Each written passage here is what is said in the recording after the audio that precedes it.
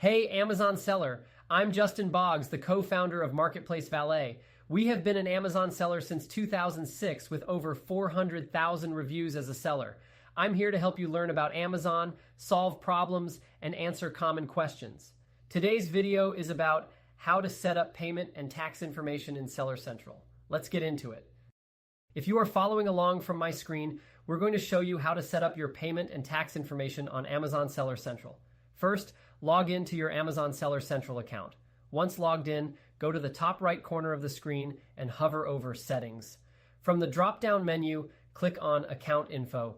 In the Account Info page, you'll see a section labeled Payment Information. Here, you can set up and manage your deposit methods.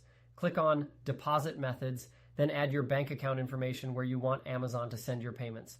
Make sure all details are accurate to avoid any payment issues. Next, let's set up your tax information. Still on the Account Info page, find the section labeled Tax Information. Click on it to enter your tax settings and provide your tax identification number. Follow the prompts to complete the necessary fields accurately.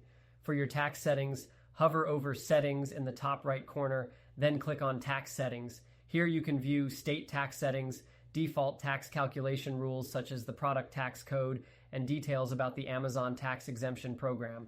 Adjust these settings as needed to ensure compliance with tax regulations. That's it for today's tutorial. If you found this video helpful, make sure to like and subscribe for more tips on managing your Amazon seller account. If you have any questions, feel free to check us out at marketplacevalet.com. Like and follow us for more helpful Amazon content. Thanks for watching this video.